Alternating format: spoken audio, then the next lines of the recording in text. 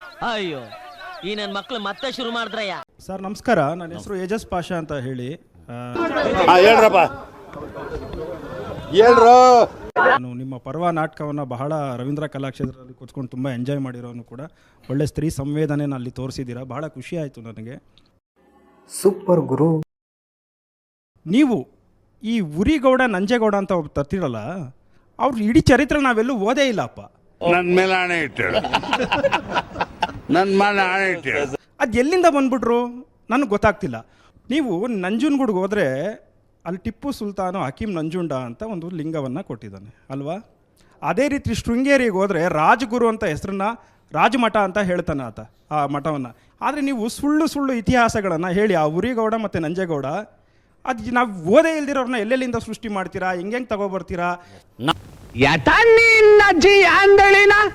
ನಾನು ಓದಿದ ಮ್ಯಾನ್ಯುಲ್ಗಳಲ್ಲಿದೆ, ಮಲಬಾರ್ ಮ್ಯಾನ್ಯುಲಲ್ಲಿದೆ, ಮತ್ತು ಇಂಟರ್ನ್ಯಾಷನಲ್ ಒಂದು ಆ್ಯಪಲ್ಲಿ ಡಿಟೇಲ್ ಸ್ಟೋರಿಗಳನ್ನು ಕ್ರಿಯೇಟ್ ಮಾಡಿದ್ದಾರೆ. ಅದರಲ್ಲಿ ಆ ಸ್ಟೋರಿಗಳ ಯಾಕೆಂದರೆ ಚರಿತ್ರೆ ಒಂದೇ ಒಂದು ಭಾಗದಲ್ಲಿ ಇರೋದಿಲ್ಲ. ನೀವು ಕೇಳಿದಿರಿ ಕ್ವಶನ್, ನೀವು ಓದಿದ ಪಠ್ಯವಷ್ಟೇ ಸತ್ಯ ಅಂತಲೂ ನಾನು ಆಗಲೇ ಹೇಳಿದ್ದೇನೆ, ಇನ್ನುಳಿದದ್ದು ಅಸತ್ಯ ಅಂತಲೂ ನೀವೇ ಡಿಕ್ಲೇರ್ ಮಾಡ್ಕೊಂಡಿದ್ದೀರಿ. ಆ ಡಿಕ್ಲೇರ್ಗೆ ನಾನು ಬರೋದಿಲ್ಲ. ನಾನು ಓದಿದ ಪುಸ್ತಕಗಳು ಕೂಡ ನಾನೊಂದಷ್ಟು ಪುಸ್ತಕಗಳನ್ನು ಹೇಳ್ತೇನೆ. ಇದು ನಾನು ಓದಿದ್ದು ಕೊಡಗಿನ ಇತಿಹಾಸ, DN ಕೃಷ್ಣಯ್ಯನವರು 1974ರಲ್ಲಿ ಬರೆದಿದ್ದಾರೆ. ಇದನ್ನು ನಾನು ಒಪ್ಪುತ್ತೀನಿ, ನೀವು ಒಪ್ಪೋದಿಲ್ಲ. ರಾಜೇಂದ್ರ ನಾಮೆ, ಇವರು ದೊಡ್ಡವೀರ ರಾಜೇಂದ್ರ ಕಾಲದಲ್ಲಿ ಅವರು ರಾಜೇಂದ್ರ ನಾಮೆ ಅಂತೇಳಿ ಕನ್ನಡದಲ್ಲೇ ಬರೀತಾ ಅವರ ಆಸ್ಥಾನದಲ್ಲಿ ಈಗ ಹೈದರ್ ನಿಶಾನಿಯನ್ನು ಟಿಪ್ಪು ಸುಲ್ತಾನರ ಇತಿಹಾಸಕಾರ ಬರೀತಾರೆ, ಸೈಯದ್ ಹುಸೇನ್ ಕಿರ್ಮಾನ್ ಅಲಿ ಅಂತ ಅವರು ಬರೀತಾರೆ. ಅದೇ ಥರ ಇವರು ರಾಜೇಂದ್ರ ನಾಮೆಯನ್ನು ಬರೀತಾರೆ. ಆ ಪುಸ್ತಕದಲ್ಲಿ ರೆಫರೆನ್ಸ್ ತಗೊಂಡಿದ್ದೀನಿ. ಪಟ್ಟೋಲ ಪಳಮೆ ಕನ್ನಡದ ದಕ್ಷಿಣ ಭಾರತದ ಏಕೈಕ ಲಿಖಿತ ಗ್ರಂಥ, ಮೊದಲ ಲಿಖಿತ ಗ್ರಂಥ 1924ರಲ್ಲಿ ಪ್ರಕಟ ಆಗುತ್ತೆ. ನಂತರ ಎಲ್ಲ ಜಾನಪದ ಗ್ರಂಥಗಳು ಪ್ರಕಟ ಆಗುತ್ತೆ. ಅದರಲ್ಲಿ ಇತಿಹಾಸದ ಭಾಗವನ್ನು ಕೊಡ್ತಾ ಬಂದಿದ್ದಾರೆ. ಆ ಪಟ್ಟೋಲೆ ಫಲಮೆಯನ್ನು ನಾನು ಇಲ್ಲಿ ಉಲ್ಲೇಖಿಸಿದ್ದೀನಿ. ಮೂಲ ದಾಖಲೆಗಳಲ್ಲಿ ಹುದುಗಿದ ಟಿಪ್ಪು, ಡಾಕ್ಟರ್ ಚಿದಾನಂದ ಮೂರ್ತಿಯವರ ಪುಸ್ತಕ ಟಿಪ್ಪು ಸುಲ್ತಾನನ ನಿಜ ಸ್ವರೂಪ, ಇದು HD ಶರ್ಮಾ ಅವರವರು, ಅದೆಲ್ಲ ಬ್ಯಾನ್ ಆಗಿಲ್ಲ 1999ರಲ್ಲಿ. ಮತ್ತು ಇದರಲ್ಲಿ ಗೆಜಿಟಿಯರ್ ಆಫ್ ಕೂರ್ಗ್ 1870ರಲ್ಲಿ ಪ್ರಕಟ ಆಗುತ್ತೆ. ಅದರಲ್ಲಿ ಉಲ್ಲೇಖಗಳಿರುವುದನ್ನೇ ನಾನು ನಾಟಕದಲ್ಲಿ ತಂದಿದ್ದೀನಿ.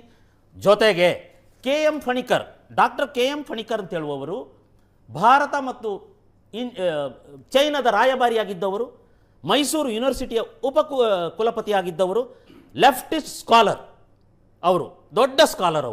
ಅವರು ಇಂಡಿಯನ್ ಲೈಬ್ರರಿ ಇಂಗ್ಲೆಂಡ್ ಸ್ಕಾಲರ್ಗಳನ್ನು ಲೆಫ್ಟಿಸ್ಟ್ ಅವರನ್ನು ಹೇಳ್ತಾ ಇದ್ರು. Scholar is a scholar. Yes, scholar.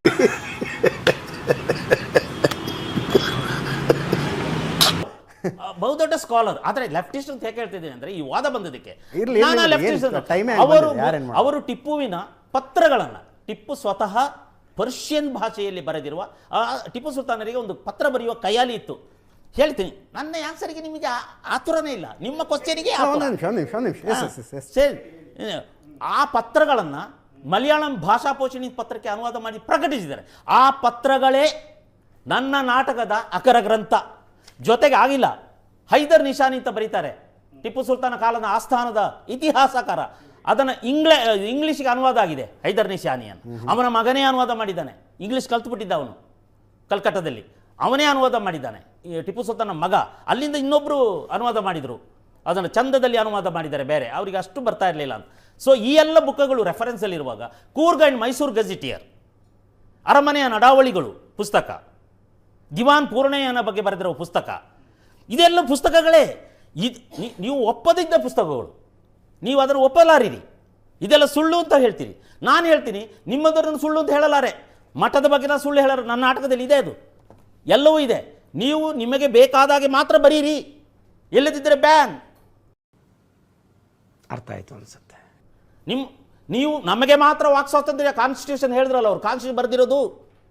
ನೀವು ಯಾರಿದ್ದಾರೆ ಒಂದು ಗುಂಪು, ಅವರಿಗೆ ಮಾತ್ರ ಇಲ್ಲಿ ವಾಕ್ ಸ್ವಾತಂತ್ರ್ಯ. ಅದರ ಬಗ್ಗೆ ಪುಂಖವಾಗಿ ಹೇಳ್ತೀರಿ.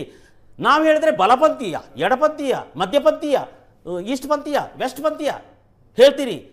ನಾನು ಹೇಳೋದಕ್ಕೂ ಬಿಡಿ, ಕೇಳಿಸ್ಕೊಳ್ಳುವ ವ್ಯವಧಾನವಿರಲಿ. ನಿಜವಾದ ಇತಿಹಾಸ ಆದ್ರೆ ನಮಗೆ ಏನು ನಿಜವಾದ, ಹೇಗೆ ಸತ್ಯ? ಇವ್ನ ಯಾವನ ಸೆಡೆ ನನ್ ಮಗ ಸತ್ಯ ನಾನು ಕೇಳಿತ್ತು ನಿಮ್ಗೆ ಸರ್, ನಾನು ಕೇಳಿದ್ದು ಅವ್ರಿಗೆ ಉರಿಗೌಡ ನಂಜೇಗೌಡ ಚರಿತ್ರೆ ಹೌದು. ಎಲ್ಲಿ ಬರ್ತದೆ? ಮಲಬಾರ್ ದಿನ ಮ್ಯಾನ್ ಎಲ್ಲಿದ್ರು? ಮಲಬಾರ್ ಮ್ಯಾನಿಲ್ ಇದೆ. ಯಾರು ಇದ್ದಾರೆ? ಸರ್, ಒಂದೇ ನಿಮಿಷ. ಇದ್ದಾರೆ. ನ್ಯಾಯಾಲಯ ಕೇಳಿದೆ, ಕೊಡ್ತೀನಿ, ಆಗ ಓದ್ಕೊಳ್ಳಿ. ಅಲ್ಲಿ ಮೊದಲ ವರ್ತಕರನ್ನ ಎಜಾಜ್ ಪಾಷಾ ನಾವು ಇತಿಹಾಸದಲ್ಲಿ ಕೇಳಿಲ್ಲ, ಆದ್ದರಿಂದ ಇದು ಸುಳ್ಳು ಅನ್ನೋದಿದೆಯಲ್ಲ. ಅಲ್ಲ, ಒಂದೇ ನಿಮಿಷ ಎಂಥ ಬಾಲಿಶವಾದ ಇದು. ಒಂದೇ ನಿಮಿಷ, ನಾನು ನಿಮಗೆ ಕೇಳಿ, ರೆಹಾಬ್ ದತ್ತ ಯಾರು? ರೆಹಾಬ್ ದತ್ತ ಯಾರು? ಇವಾಗ ಅವ್ರು ಏನ್ ಹೇಳ್ತಾರೆ, ನಾನು ನಿಮಗೆ ಪ್ರಶ್ನೆ, ಚರ್ಚೆ ರೆಹಾಬ್ ದತ್ತ ಯಾರು? ಏನ್ ಮಾತಾಡ್ತಿದ್ದಾರೆ, ಏನ್ ಬರ್ದಿದ್ರೆ ನಾನು ಅದ್ರ ಬಗ್ಗೆ ಅಷ್ಟೇ ಚರ್ಚೆ ಮಾಡ್ತಾ ಸರ್, ಇದ್ದೀನಿ. ಉಲ್ಲೇಖ ಇದೆ ಸರ್, ಉಲ್ಲೇಖ ಇದೆ. ಆಯ್ತಾ? ಅದ್ರ ಬಗ್ಗೆ ಉರಿಗೌಡ ನಂಜೇಗೌಡ ನನ್ನ ಸೃಷ್ಟಿ ಅಲ್ಲ, ಪಾಷಾರ್ ಅವರೇ. ಮೂರನೇ ಆಂಗ್ಲೋ ಮೈಸೂರು ನನಗಂತೂ ಈ ಜೀವನವೇ ಬೇಸರವಾಗಿ ಹೋಗ್ಬಿಟ್ಟಿದೆ. ಯಾಕೆ ಆಗ್ಬೇಕಾಗಿತ್ತು? ಮೊದಲನೇ ಆಂಗ್ಲೋ ಅದೆಲ್ಲ ಗೊತ್ತ್ರಿ. ಮಂಗಳೂರು ಒಪ್ಪಂದ ಯಾಕೆ ಆಗ್ಬೇಕಾಗಿತ್ತು? ಎಲ್ಲ ಈ ತರ ಒಂದು ಮ್ಯಾಟ್ರೇ ನಮಗ್ ಗೊತ್ತಿಲ್ವಲ್ಲಣ್ಣ. ನೀವು ಇತಿಹಾಸದಲ್ಲಿ ನೀವೇ ಅಲ್ಲ, ನೀವು ಸಮಕಾಲೀನರಲ್ಲ. ಜಿಹಾದ್ ಅಂದ್ರೆ ಏನ್ ಗೊತ್ತಾ ನಿಮ್ಗೆ? ಜಿಹಾದ್ ಅಂದ್ರೆ ಯಾಕೆ ಉದ್ರೇಕರಾಗ್ತೀರಿ? ಇಲ್ಲಿ ಕೇಳಿ, ಇಲ್ಲಿ ಒಂದು ಆತ್ಮಶೋಧನೆ ಮಾಡ್ಕೊಳ್ಳೋದು ಜಿಹಾದ್ ಅಂತ ಕರೀತೀವಿ. ಅಲ್ಲಾಹು ಅಕ್ಬರ್ ಅಂದ್ರೆ ಗಾಡ್ ಇಸ್ ಗ್ರೇಟ್ ಅಂತ ಅಷ್ಟೇ. ಅದನ್ನ ಬಿಟ್ಬಿಟ್ಟು ಯುದ್ಧಕ್ಕೆ ತಗೊಂಬರಂತದ್ದಲ್ಲ. ಯಾಕೆ ಅಲ್ಲಾಹು ಅಕ್ಬರ್ ಅಂತ ಹೇಳಿದ್ರೆ ಯುದ್ಧದಲ್ಲಿ ಹೇಳ್ತಾರೆ? ಯಾರು ಹೇಳಿಲ್ಲ? ಇದು ಯಾರು ಹೇಳಿಲ್ಲ? ಹರ ಹರ ಮಹಾದೇವ್ ಅಲ್ಲಾಹು ಅಕ್ಬರ್ ಹೇಳ್ತಾರೆ. ಇಜಾಜ್ ಪಾಷಾ ಕೆಲವು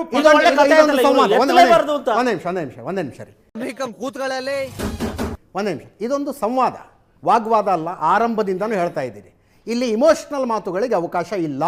ನನಗೆ ಉರಿಗೌಡ ನಂಜೇಗೌಡ ಯಾವ ಇದ್ರಲ್ಲಿ ಇಷ್ಟು ದಿನ ಎಲ್ಲಿದ್ರು, ಅವ್ರು ಹುಟ್ಟಿತೆಲ್ಲಿ, ಅವ್ರ ಬಾಲ್ಯ ಏನು ಅಂತ ನನಗೆ ಗೊತ್ತಾಗ್ಬೇಕು ಅಂತ ಕೇಳ್ತಾ ಇದ್ದೀನಿ.